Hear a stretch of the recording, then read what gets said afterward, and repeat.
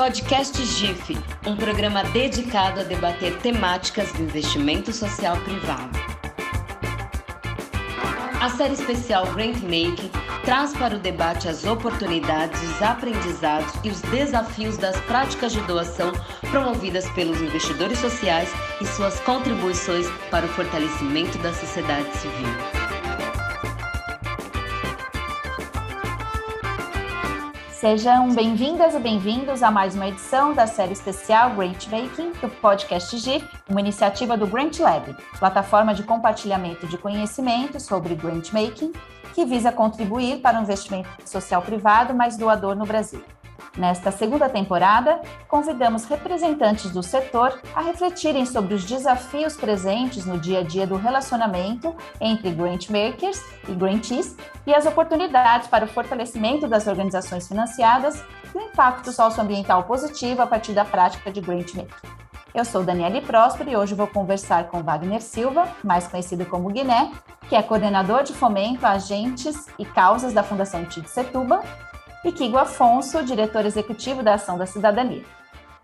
Guiné e Kiko, muito obrigada por terem aceito o convite para participar deste bate-papo. Oi, Dani, muito obrigado pelo convite, né? Agradecer a equipe do GIF por esse convite e poder estar aqui para trocar um pouco com o Kiko, com vocês também, sobre aquilo que a gente tem praticado, né, com relação ao Grantmaking, né, e essa cultura de doação. Legal, Guiné, prazer estar aqui com você também. Dani, prazer estar aqui. Agradecer o convite do GIF. É sempre um prazer aqui poder trocar ideias com gente tão boa e passar um pouco da nossa experiência também nesse processo como grantee, né?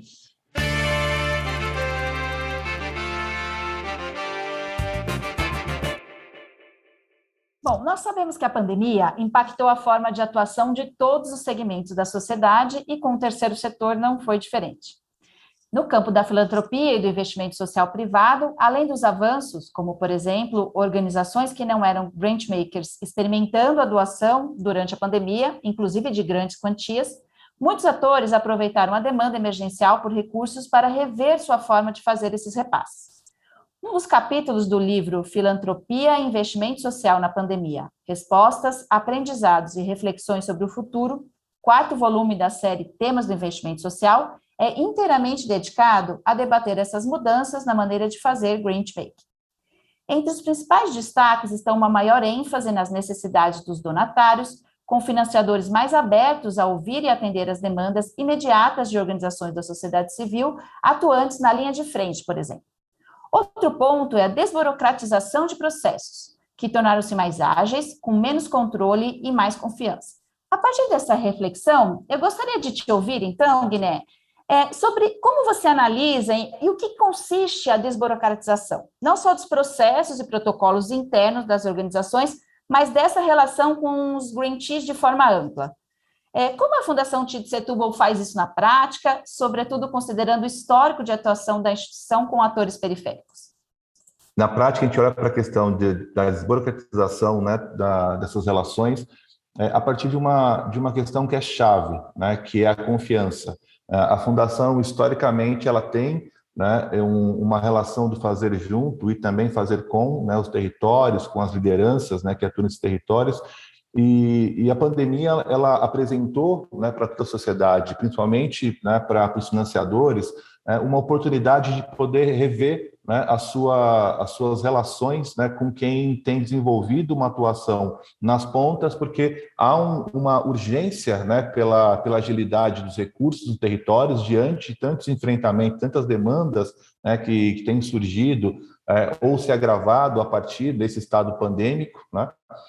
E assim como os territórios têm assim, promovido, né, uma série de inovações, articulações, né, e redes, né, demandando também, né, que os financiadores, né, que os grantmakers possam rever, né, os seus processos, possam rever as suas práticas, né, e eu vejo isso muito como um campo de oportunidade mesmo, né, de inovação dentro para os financiadores, entendendo que a questão de você diminuir, né, essa relação de controle, você diminuir realmente uma pressão né, junto aos doentes, né, você proporcionando aí uma atuação mais próxima, eu acho que isso fortalece, criam laços, né, de parceria mais consistentes, né? E também acho que uma coisa que tem provocado muito, né, a reflexão a partir da questão desse período pandêmico, da pandemia e todas as possibilidades que surgiram, é o quanto que o campo,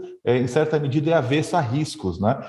Eu acho que a pandemia e os grantees, né, têm provocado esse movimento, né, do quanto que é importante também a gente correr risco junto, né? Acho que dividir esses riscos, né, do investimento, da doação nos territórios, e a relação de confiança ela é fundamental para que a gente possa avançar, né, tanto nesses processos internos, né, na desburocratização interna dos processos, mas também, né, em diminuir a pressão, né, poder realmente ser parceiro, fazer junto e fazer com os territórios.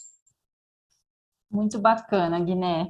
E Kiko, e como isso tem se dado, então, na experiência da ação da cidadania como grantee, na relação com os seus doadores, tendo em vista, inclusive, a atuação da organização por meio de uma ampla rede, né, formada por comitês locais da sociedade civil organizada, em sua maioria compostos por lideranças comunitárias. Você pode citar exemplos concretos desse processo? Eu acho que tem um outro ponto que, para nós, a gente atua de uma forma um pouco diferente de outras entidades, é que foi o que você explicou, né? A gente atua em rede, a gente tem milhares de entidades que fazem parte da rede da ação da cidadania, e muitas delas são lideranças comunitárias, que não têm CNPJ, mal sabem usar o computador, e que nunca conseguiriam ter acesso a um grant, né? Porque esse recurso precisa de todas as prestações de contas, certificações, documentos, etc. Então, a ação da cidadania também funciona como um proxy dessas entidades, né? A gente recebe recursos institucionalmente doados para a gente e doa para centenas de entidades de ponta que nunca conseguiriam ter grants making. A gente vai lançar ano que vem o terceiro edital, que a gente chama Territórios em Ação. Cada um desses editais seleciona 50 entidades ou lideranças para projetos pequenos, né? São projetos de 5, 10, 15 mil reais, mas que são transformadores na ponta, né? Esse pequeno recurso chegando para eles é algo que eles nunca imaginavam conseguir ter, né? Então, todo esse processo de dinheiro institucionalmente chegando na ação da cidadania me permite fazer isso, entendeu? Coisa que eu não conseguiria se o dinheiro fosse como era antes, né? Totalmente carimbado, com toda a prestação de contas e não sei o quê, blá, blá. Isso não quer dizer que a gente não preste conta, tá, Dani? Só quer dizer que mudou a forma da prestação de conta, né? Uma forma muito mais realista de prestação de conta e não empresarial como era antes. E, Kiko, só para eu explorar um pouquinho mais esse ponto que você trouxe, que é bem interessante, nesse sentido, por exemplo, da própria ação da cidadania, também ter um edital, né? Por exemplo. E aí, como que fica esse processo também de desburocratização de vocês com quem recebe?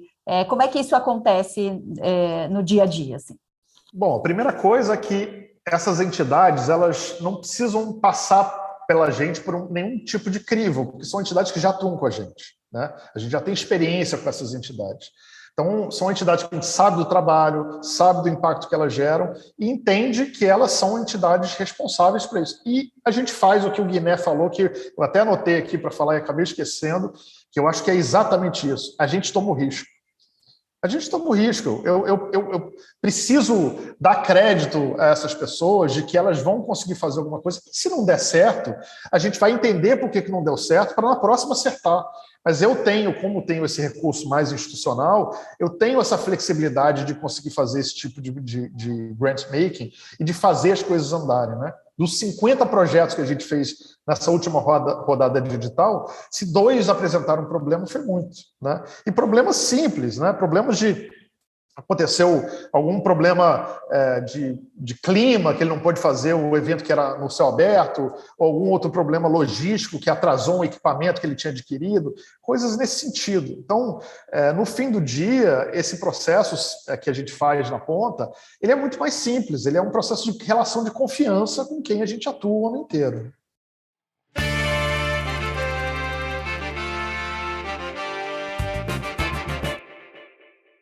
Guiné e Kiko, vocês trouxeram alguns caminhos para essa desburocratização das práticas de grant making e do relacionamento com grantees. Entre alguns exemplos, né, o desenvolvimento de instrumentos jurídicos mais simples, a flexibilização de processos e protocolos, agilidade nas aprovações internas e o repasse de grants. Enfim, são vários exemplos bastante concretos. Guiné, você também falou de desafios, então eu queria que você começasse trazendo quais são hoje ainda os entraves que vocês identificam para esses processos de desburocratização. Eu acho que tem alguns, né? O primeiro passa pela questão da entrada, né? De como é que você realmente inicia aí o processo, né, de seleção das propostas, né? É muito comum, né, dentro do campo você receber aquele calhamaço, né? Então imagina um grantee tendo que receber ali 35 laudas, né? Diz aí, Kiko, né, com relação ao você ter que preencher e ter que comprovar, né, uma série de documentos, certidões negativas, né, uma série de comprovantes para que você possa acessar um recurso, né? Sem contar que você tem também instituições que atuam no Brasil, né, que são instituições internacionais que ainda utilizam formulários em inglês, né? Então você ainda tem esse outro desafio, né, que além dos termos em português, né, que fazem muito sentido, né, para o campo, enfim, para a área, né, para as instituições que atuam aqui, né, dentro do campo do grant maker, né, a própria palavra, né, grant maker, né? Então se a gente coloca isso e leva para o território, o que é isso? Ser o financiador, né, o doador. Então, acho que traduzir também, tornar mais acessível essas linguagens é um primeiro passo nesse sentido, né? A questão da entrada é outro.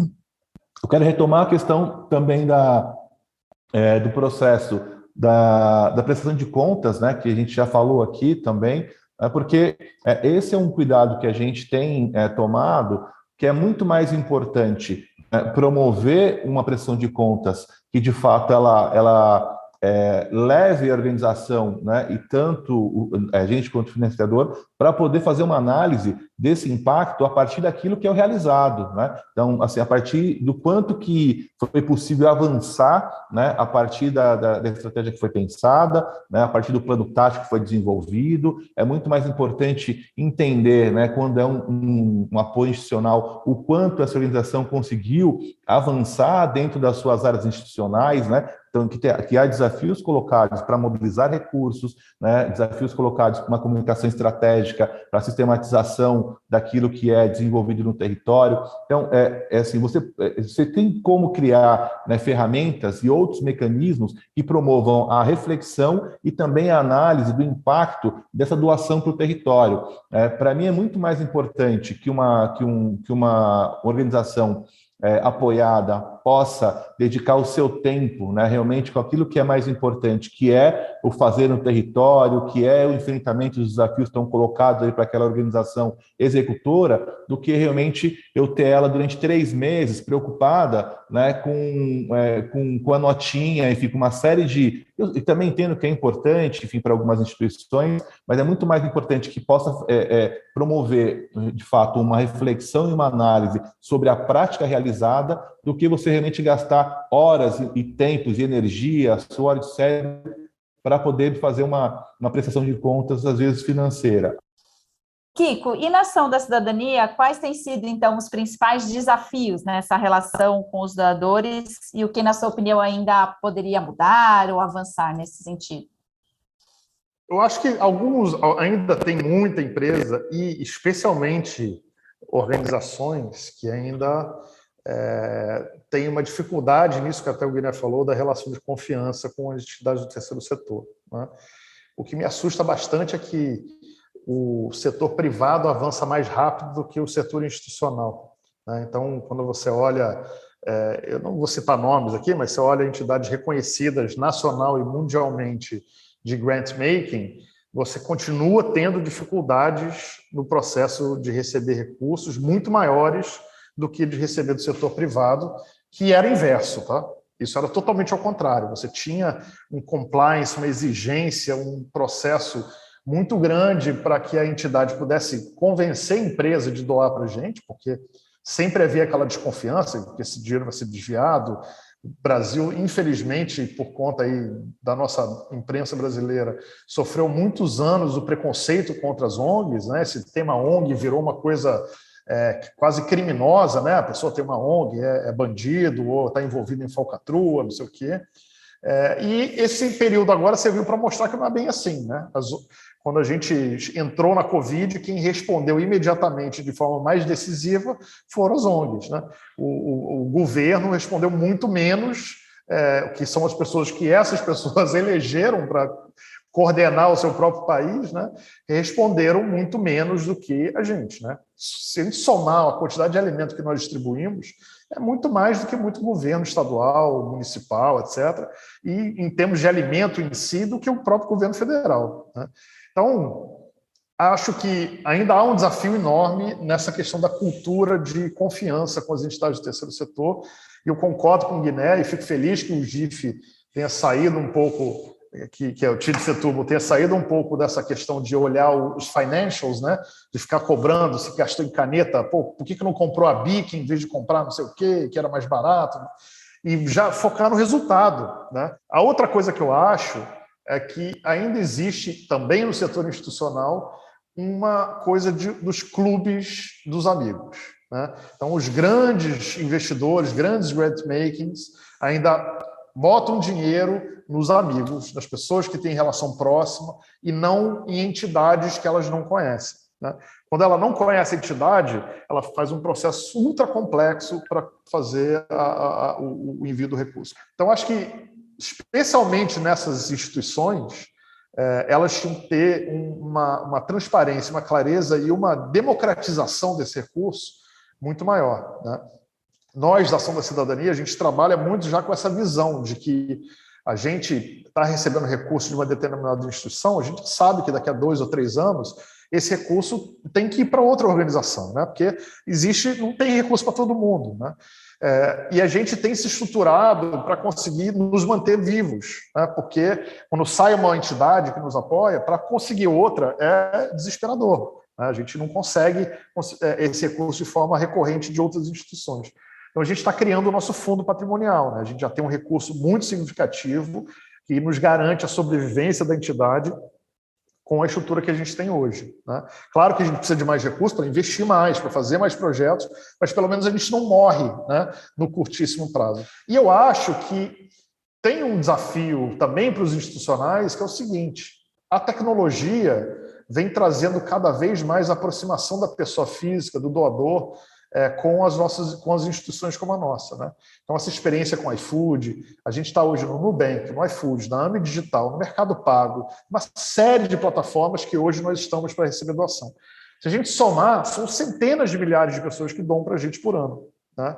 E isso, aos poucos, vai também fazendo com que as empresas entendam que talvez investir mais nas tecnologias para se transformar em plataformas de impacto social para os seus clientes seja algo que seja mais relevante do que, por exemplo, entregar esse dinheiro para uma fundação gerir, entendeu? Então, como é que eu pego esse recurso e transformo isso em tecnologia, em conexão com a ponta, para fazer com que a pessoa física que está doando, de fato, consiga chegar e saber que aquele recurso está indo para lá. Eu acho que esse é um desafio para essas instituições também que fazem doação, e é um desafio para as ONGs, porque elas precisam aprender e disputar esse espaço. Eu queria pegar aqui, acho que um gancho do Kiko, né, daquilo que ele trouxe com relação à parte do Clube dos Amigos, né, e esse, de fato, também é motivo de reflexão para a gente entende, concordo plenamente, né, com essa ideia do Clube dos Amigos. Eu acho que as instituições, né, financiadoras, elas podem avançar, eu acho que a gente pode criar espaços de debates, né, acho que o próprio DIF pode promover esses espaços para discutir as práticas, né, para a seleção dos projetos, porque quando a gente lança um edital, né, você tem as regras muito claras ali no edital, né, você tem os critérios, né, de maneira muito bem definida. Agora, a definição, né, dessa doação, né, que ela se dá por um caminho, né, ad hoc, enfim, de forma direta, isso não é muito transparente, né, a tomada de decisão, né?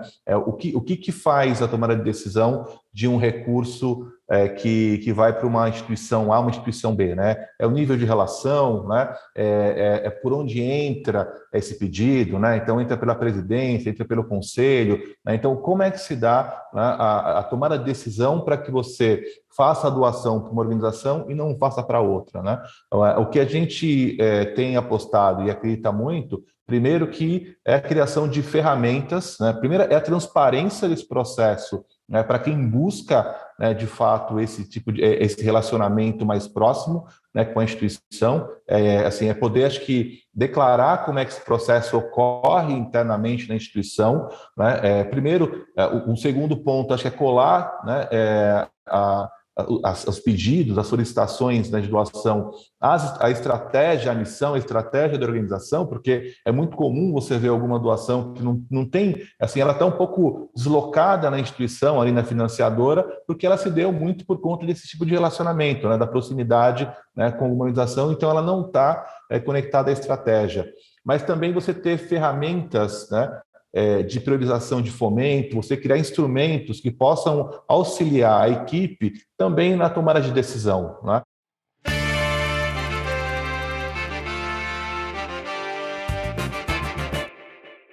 Então, para fechar a nossa conversa, eu gostaria que vocês falassem se é possível identificar tendências para 2022 na direção de desburocratizar as práticas de grantmaking e nessa relação com os grantees. Eu vejo uma tendência, a partir da pandemia, né, muitas iniciativas, né, surgiram nas mais diferentes frentes temáticas, eixos temáticos, tem muita gente fazendo coisa das mais diferentes formas, nos mais diferentes territórios, né? Acho que tem uma questão do enfrentamento, né, à fome, enfim, né, as desigualdades aí que se agravaram, né, nas periferias.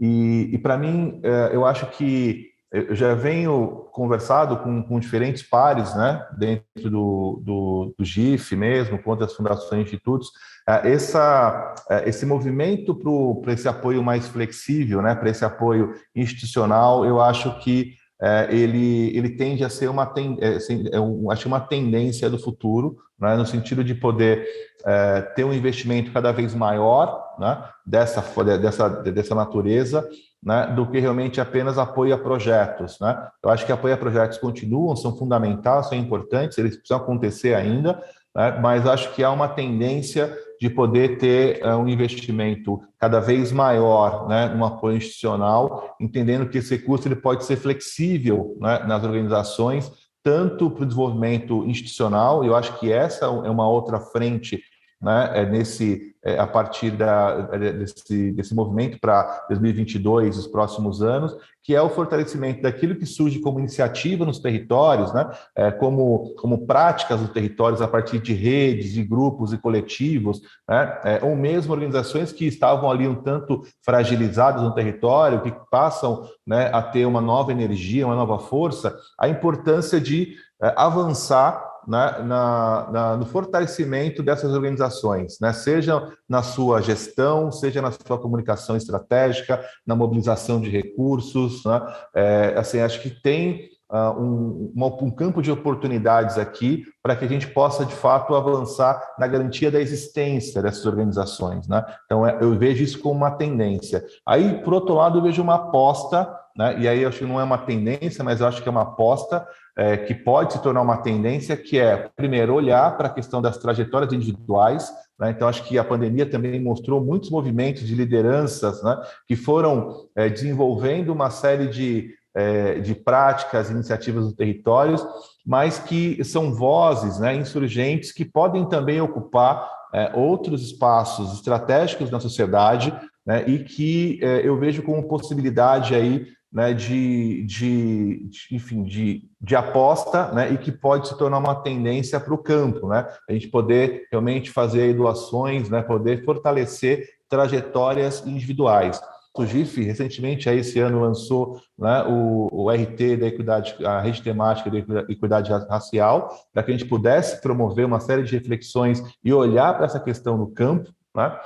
Também pode ser uma aposta interessante, eu não acho que ainda é uma tendência, mas quando a gente olha aí, né, para essa questão do ESG, né? E acho que a gente tem que olhar cada vez mais para essas questões que estão sendo colocadas como desafio do campo, né? A equidade racial precisa ser também uma aposta, né? Ela pode se tornar uma tendência, mas acho que nesse primeiro momento ainda eu vejo como uma aposta, assim como as trajetórias individuais dentro do campo. E para finalizar, né, a partir daquilo que a gente tem se conectado, né, e se relacionado com relação aos territórios, eu vejo também como uma possível tendência, né, dentro do campo do Great Making, são esses investimentos de médio e longo prazo, né, como foi colocado aqui pelo Kiko, né. Eu acho que a gente é preciso entender que você não promove transformação nos territórios a partir de um investimento de um ano, querendo resultados, né, gigantescos e transformadores, né, e que essa transformação ela precisa de tempo para acontecer, ela precisa de investimento recorrente, né, para que de fato a médio e longo prazo, né, a gente consiga colher resultados, né, desses relacionamentos, dessa doação e principalmente da atuação de quem está na ponta, enfrentando e tentando transformar essas realidades. Bom, eu do meu lado aqui de Grantee, né, eu continuo vendo como tendência esse reforço do processo de captação através de plataformas digitais. Eu acho que isso é uma tendência que veio para ficar e tende a ampliar cada vez mais. É uma maneira de empoderar o cidadão através das plataformas que ele já usa, né, para conseguirem captar recursos para as entidades que ele quer apoiar, né? Então, acho que é a maneira mais democrática, vamos dizer assim, de você empoderar as pessoas de escolherem as entidades que elas querem apoiar através das plataformas que eles já usam, que facilitam esse processo de doação, né? E eu olho claramente que isso é um processo que vem crescendo ao longo dos últimos anos. Acho que bem feito, de fato, é uma coisa revolucionária, porque você empodera milhões de pessoas em poderem fazer suas ações num clicar de um botão, né, tendo a prestação de conta. Então, não adianta também só botar o botão de doação sem ter onde o cara possa ver que impacto, né, as doações aconteceram através das doações, através da plataforma. Então, tem um crescimento nisso que eu acho que vai ser bem, bem grande no Brasil. O Brasil tem chance de ser pioneiro muito nisso, né? De se realmente investir nesse caminho. O Brasil é um dos países mais inovadores nessa questão de tecnologia de online, de compras, etc. Então, acho que tudo leva a essa tendência. As empresas estão abraçando isso, não muito, algumas por realmente desejo dos fundadores, né, que especialmente as startups, as empresas mais novas, têm uma cabeça mais ligada na sustentabilidade, no impacto social, etc. E as mais antigas sendo obrigadas pelos fundos que as investem, né? Então, cada dia mais, os fundos preocupados com resultados ESG, né? E obrigando as empresas a se moverem nesse sentido.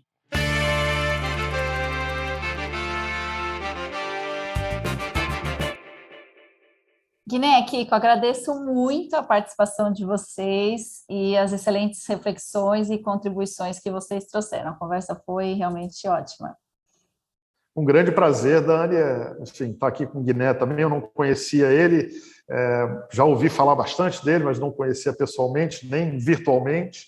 É um grande prazer estar aqui. Eu trouxe ótimas reflexões, fico feliz nos rumos aí da TID, que ele mencionou aqui. Acho que a gente tem um futuro aí muito bom, enfim, de avaliar esses impactos de uma maneira mais democrática e conseguir chegar na ponta de uma maneira mais efetiva. Valeu, Dani, obrigado, né, pelo convite, foi uma delícia participar aqui desse papo com o Kiko, né, as reflexões, poder, acho que, perceber o quanto que assim, há de sinergia, né, em relação aos desafios que estão colocados aí para a sociedade, né, no campo da doação, na relação entre os financiadores, né, e também os apoiados, né, os grantees, e dizer que estamos aqui para poder, né, continuar construindo juntos esse caminho. A Ação da Cidadania, né, eu quero parabenizar, viu, Kiko, pelo trabalho que vocês têm realizado aí, principalmente aí ao longo desses últimos 2 anos, né, conseguindo aí fortalecer tantas organizações, tantos territórios, né, pelo país, e dizer que estamos juntos, juntas, né? Continuamos aí refletindo sobre o campo da doação, tentando de alguma forma contribuir para que esse recurso possa chegar cada vez mais rápido, né? Mas também de forma mais grandiosa, com mais impacto nos territórios. Bom, por hoje ficamos por aqui. Os próximos episódios da série especial Grantmaking trarão novos convidados e convidadas para continuarmos essa jornada de debates para o fortalecimento da prática e aprimoramento da relação entre grantmakers e grantees. Este e os demais episódios da série podem ser acessados no site do Grant Lab, www.grantlab.gif.org.br. Todos os episódios do podcast GIF estão disponíveis nas principais plataformas de stream e no site do GIF. O Estúdio Cais assina a produção desse programa, que contou com a edição do Estúdios Útil. Até breve.